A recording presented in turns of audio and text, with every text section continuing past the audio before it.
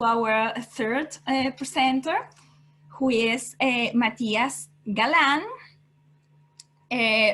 Matthias, if you want, you can share your screen now.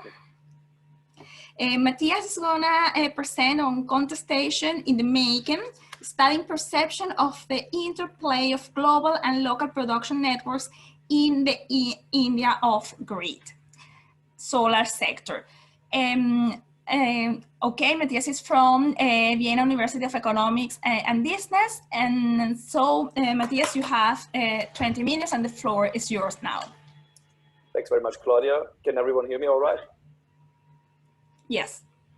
Okay, wonderful. So, as Claudia already mentioned, my name is Matthias Galan. I'm a doctoral student at the University of Economics and Business in Vienna. I'm attached to the Institute of Ecological Economics. And the paper that I wanted to discuss today with you tries to trace the emergence of global production in the Indian off-grid solar sector and aims to understand patterns of contestation in this process by conducting a narrative analysis based on qualitative interview data. So this is more now a qualitative framework that I'm talking about. The paper is part of a thesis project that I'm currently working on, where I try to better understand the dynamics of global production in the off-grid solar sector by looking at cases from the Kenyan and Indian context.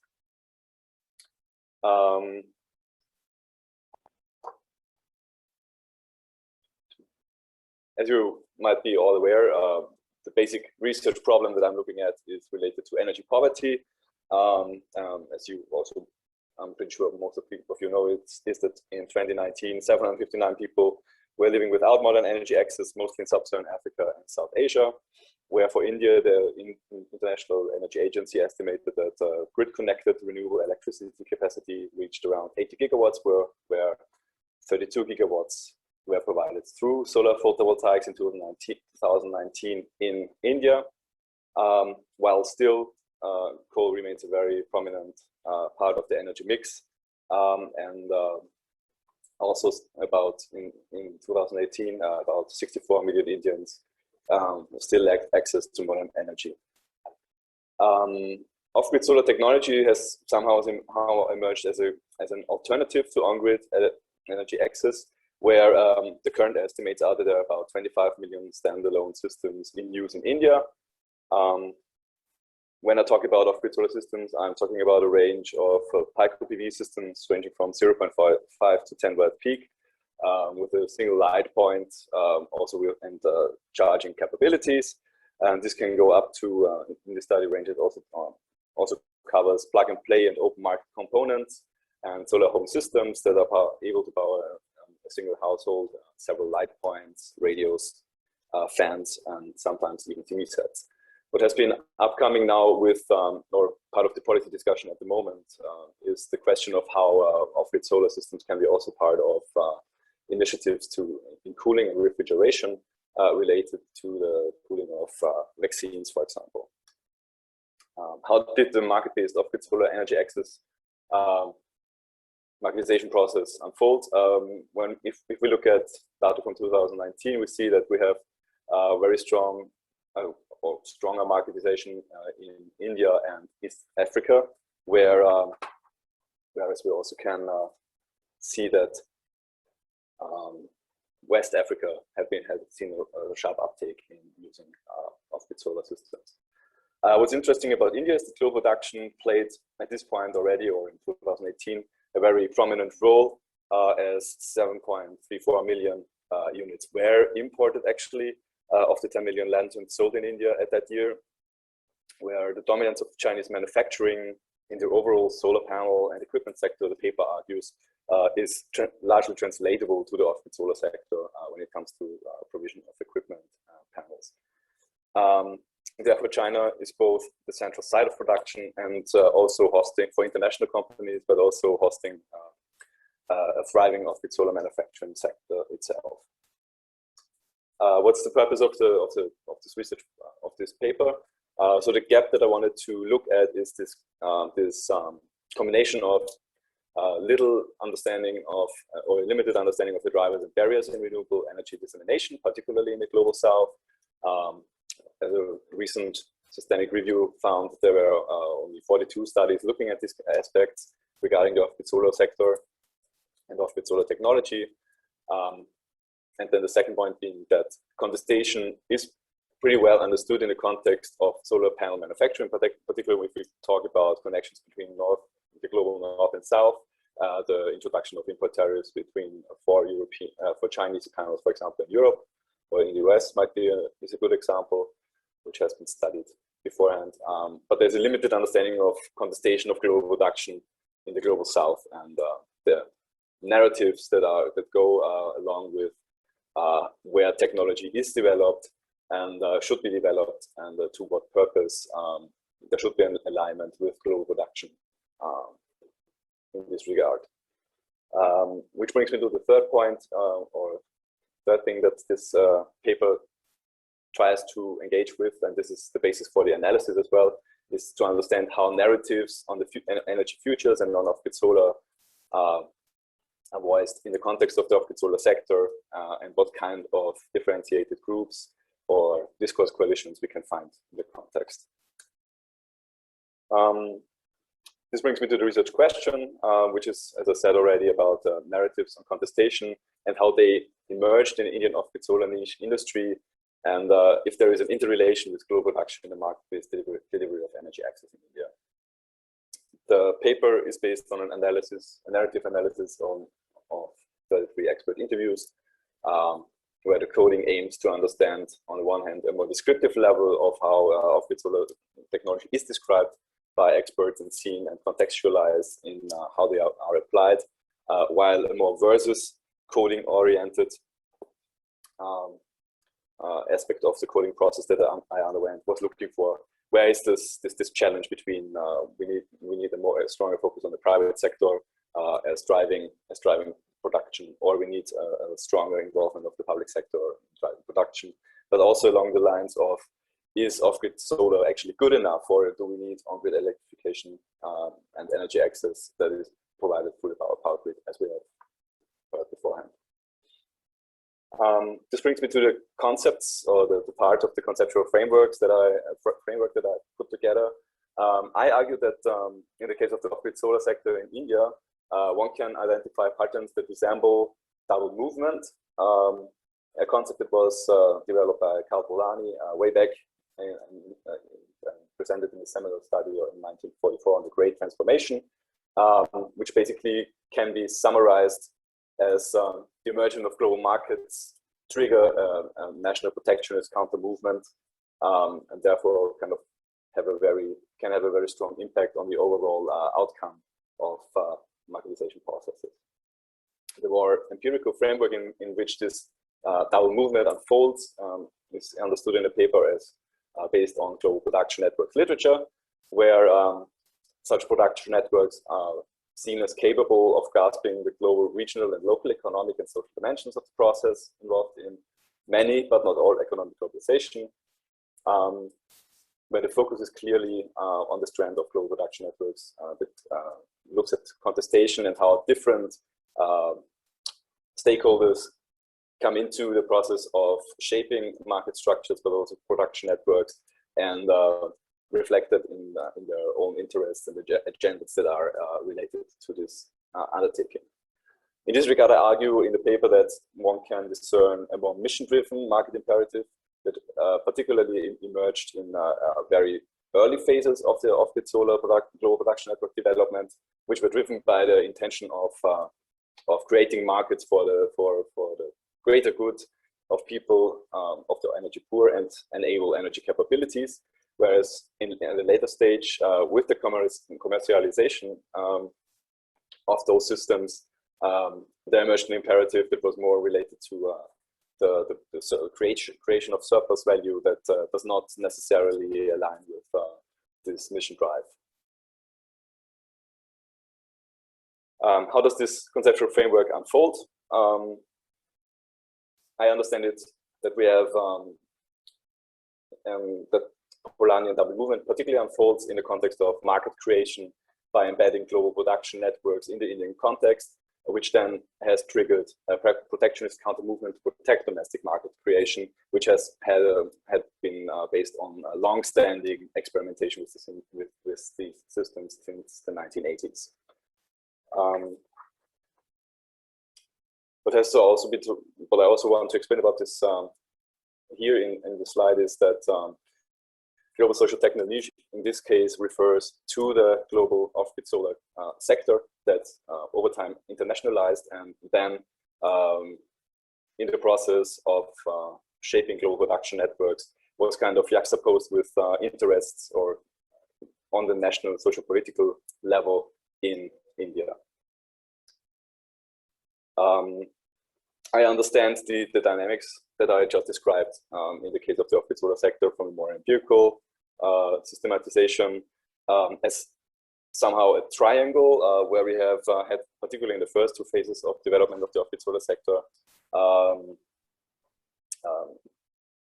knowledge and capital providers in the global north that were then moving on to create and establish production facilities in China, and then in the next step are related to consumer markets in India and Kenya.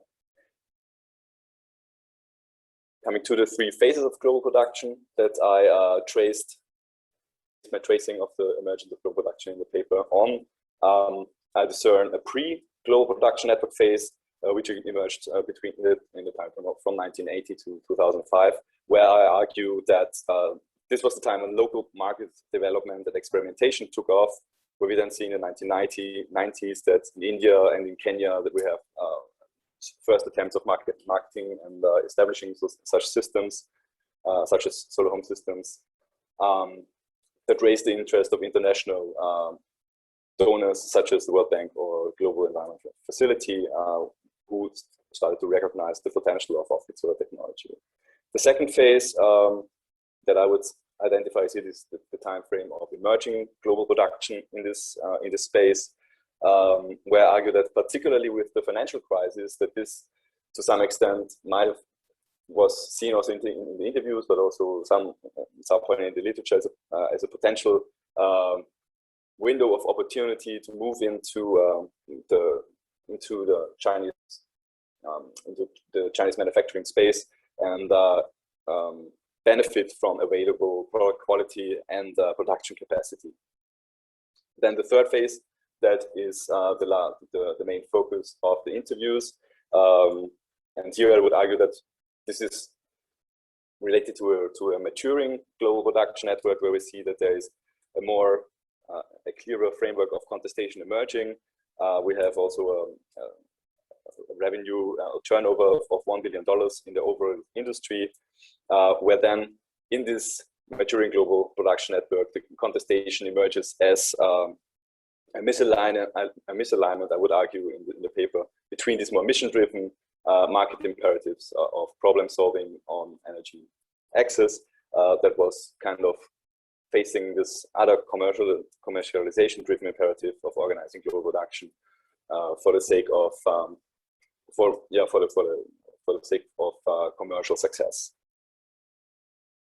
To give you a bit of an understanding of the weighting between this more mission-driven, more aligned with the donor community field of manufacturers, this would, if we look at quality assurance and standard adherence, refer to 109 million people globally who used affiliated products of the Lighting Global quality assurance framework, systems that were quality tested against this framework, whereas we have 311 million people who were using non-affiliate products. So we have kind of a very diversified weighting between more quality standards adhering or very specific quality standards adhering companies and other competitors in this market. Therefore, I would argue that in this later stage of the production network, from 2017 onwards, we can see the emergence of two discourse coalitions. One which is more related to a transnational discourse coalition that is more favoring this global production network and the alignment with international standardization of systems, whereas on the national level, more particularly Indian interest drives the development of the sector in localizing production, for example, which I will then explain further on the next slides. Where these two discourse coalition kind of align is the shared response or criticism on Chinese competition, or this awareness that there is this competition out there, and that there needs to be some way of addressing this. So what are the findings on the discourse coalitions? A more transnational discourse coalition, which brings together more international manufacturers, was highlighting the separation of the market, which they differentiated more into a subsidy-driven and private sector-driven market, where the criticism was that this makes it harder for private companies moving in and relying on global production networks to provide this particular quality framework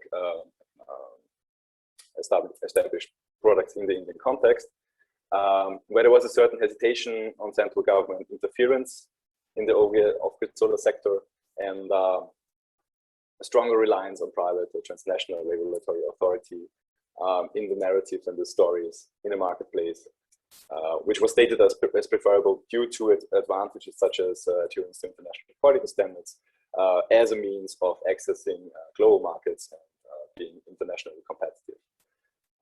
In difference, a more national discourse coalition emphasized the role of national stakeholders in bringing all Indians on the grid. Therefore, the role of off-grid solar was more related to acting as a stopgap until the political promise of 24/7 grid access could be also fulfilled in rural areas. Here, off-grid solar, as I said, was seen a bit as a neglect for this factor, as acting as a somewhat stopgap technology. It was perceived as being kind of neglected by the government, particularly with the move in the national solar mission, which is one of the most important programs for renewables and solar. 4 minutes, Matthias. Thanks. Away from off-grid solar and with a very strong focus on on-grids, according to the perceptions of the interviewed experts, where quality standards then, as an example of how this was differentiated from a transnational discourse coalition, more referred to the expectations and needs of Indian consumers, and that harmonization with international quality standards was not seen as a very strong priority in this regard. Findings on the Chinese competition. In both discourse coalition, there was a perception that these Chinese systems, to some extent, pose a certain threat to consumer safety and spoil the market for off-grid solar systems. Whereas there was a differentiation between an Indian discourse coalition, which highlighted that the quality and safety of systems from China had to be doubted, but also that it actually makes no sense to manufacture in China, because actually the ecosystem in India is to some extent already there and could pick up on local manufacturing. Whereas a more transnational discourse coalition differentiated between the good and the bad manufacturers, so to say, the ones that are adhering to quality standards provided through the Lighting Global program, whereas others where the quality standards were a lot more blurry and difficult to and not really covered by this international standard. What were discussed, or what was discussed about responding to this entry of Chinese competition from a more transnational discourse coalition perspective? There was a stronger discussion about how to institutionalize the off-grid solar sector, both on the international and in Indian context, to assure that all market players kind of enter into a dialogue also, and also fulfill certain requirements of membership to a certain adherence to certain quality standards. Then the second point was that they advocated for higher quality standards and more rigid testing procedures based on international harmonized quality standards. Whereas the last point that I wanted to highlight was development of an ongoing dialogue and focus on a stronger engagement with the Indian government and the private sector institutions such as industry and associations, in order to lobby to that extent for quality assurance and adherence standards, and leveling the playing field in this notion of for international companies.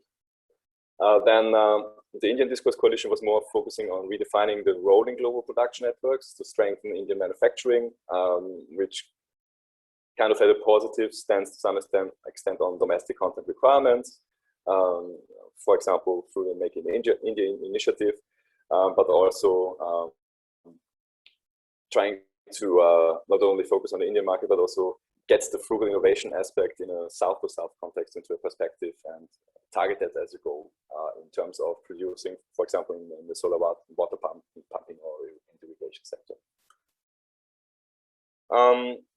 How can contestation between those two discourse coalition being overcome? There were some notions of how this can be mitigated through a stronger focus on technological solutions. One example would be this the introduction of AC/DC conversion to make sure that when the grid arrives, that off-grid solar systems would be compatible and could be adaptable to the new circumstances. Then the second point was that the off-grid solar sector could undergo a process of repositioning, not anymore as the primary source of energy access, but more like a backup technology to the weak Indian grid infrastructure. And also there was some consensus about trying to seek for a certain level playing field with clear guidance by the government on the role of off-grid solar technology. 1 minute. Yeah, that brings me to the last slide. And here, what I wanted to, as concluding remarks so far on this paper, I would say that there's a clearly divergent strategic response between the two coalitions, where I would argue that the Transnational Discourse Coalition was more focused on amplifying the role of the market, which is the role of the market, and here global production networks are a key mechanism in the legitimation strategy to solve the climate crisis through technology deployment, where an Indian discourse was more focusing on the redirection of global production networks to benefit from a role as technology broker in a South-to-South cooperation. What I found would argue that what is problematic about it is that the differentiated approaches to strategic responses that were found in the stories and narrations by the experts were kind of reconstituting the problem of certain aspects of technology dumping, lacking product quality, and problems with such as e-waste on a new level, as there was no clear cooperation on how to take institutionalization and the wider ecosystem of the market further in order to assure that the necessary institutions are in place to regulate and to keep track of the developments that were not that much due to lacking capacity, were not that much focused upon at the time I conducted the interviews. And with that, I thank you, and I look forward to the comments and potential questions. Thank you very much, Matthias. So now we have Disha back to the floor as a discussant for Matthias. Yeah, thanks, Matthias, for such an interesting presentation. It was a delight to read your paper, especially because, you know, I got to see some qualitative analysis out there, and I personally learned a lot. Can I please request you to stop sharing the screen so that Sure. I'm able to share my slide? Thanks a lot.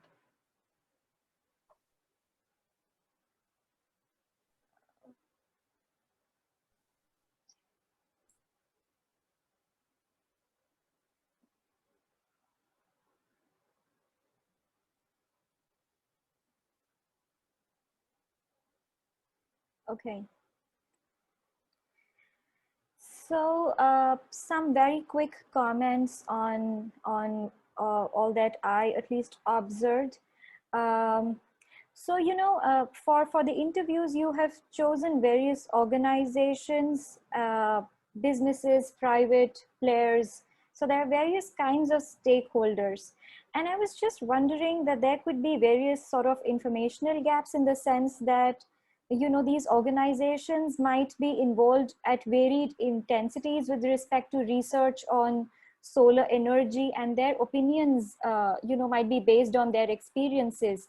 So I was just wondering whether the way you select these stakeholders have any implications for the kind of results that you get. So in particular, I wanted you to talk a little bit more about the kind of interview questions that you have, although you have mentioned about it in a paragraph, giving the reader a little bit idea about the kind of questions, opinionated questions that you ask various stakeholders. But I was just wondering whether you ask questions like, how many projects relating to off-grid solar energy is the organization involved with? And you know, whether such kind of questions might reflect the importance of the issue for the organization. That's kind of one. And secondly, you say that there are various, you know, you mentioned in a figure about various demographic patterns wherein you show variation again in the organization type, in the method of interviewing. So you have used remote interviewing and also in-person interviews. You also have variation with respect to gender among the stakeholders that you choose for interviews. I was just wondering whether this also has implications for the study that you've undertaken. So for instance, you know, do you see differences between remote vis-a-vis in-person interviews, in the sense that, you know, are there any disadvantages involved with remote interviews, given that there could be some sensitive kind of questions that you cannot pose while you're remotely interviewing people? And secondly, I was just wondering that since you have also various genders involved, did you find that the importance of solar energy varied across various genders? That's it from my side. Thank you so much. It was, you know, it was a great delight to go through your study, and I really learned a lot from it. Thanks. Thank you very much, Disha. So, Matthias, if you want to answer before we go to the other Q&A, go ahead. Okay, thanks, Disha, for the great comments. I'm very glad that you like the paper, and would of course be happy to have a further exchange, maybe to discuss further what you like, what you didn't like. Regarding your questions on the information gap, yes, as it is a more explorative framework that I'm pursuing, there is of course always the question of representativity with these kind of expert interviews, where you of course have the issue that there's some, you always have to take it with a pinch of salt, a grain of salt, and that there is always the issue that you need, of course, to contextualize this also with the help of the great already existing literature on the Indian context of the off-grid solar market. Regarding the structure of the interviews, it was a semi-structured questionnaire that was based on 3 blocks, basically building blocks, where the first one focused more on the questions that you highlighted here, looking at more like the quantitative dimension of production, what role internationalization in production played for companies, and what their position was, companies, but also for research organizations doing research here, their experience with differentiated projects, and if international production did play a role here. Then the second block, you looked more on the governance framework on the regulatory level, particularly focusing on quality standards as a mean of kind of steering the access to the market, but also of not only accessing the market, but also having the opportunity to access global markets. Where the third block was more focused on the question of how do interview partners see these systems as reflecting certain values of energy access. For example, is this seen as a clean way of accessing energy, or is this more going into the direction of, okay, this creates new issues such as e-waste that might not be beneficial for people living in rural contexts? For example, also the question of, can you repair the systems, or is it necessary, or do you have to dump them or throw them away, or if there is no clear mechanism for recycling in place. Then regarding your question regarding the interviews, I would say that remote interviews can have a certain are different in several respects. Of course, it's always a question of the connectivity, but also, have you met this person personally beforehand or not? I think there is a certain hesitation. There can be a certain hesitation when you conduct interviews in this setting of in this online setting, as also this interactive level of particularly with this interpretive approach can be tricky in understanding how the person that you're asking the question is reacting if you're not in the same room, where this is more like a bit where this online environment gives you a different feeling. And the last point on solar energy and gender, that was a point that was often part of the questions, and was particularly when we talk about values. This was or the third block, that was a topic that was coming up there a lot, that this is also related to the question of empowerment. Interestingly, the interviews for everyone, I think about a third were conducted where female interviewees, where the rest were men. So I think in the interviews with women, there was a bit more a focus on this gender dimension as well, on the question of how is this empowering people in rural areas, particularly if you talk about this idea of entrepreneurship.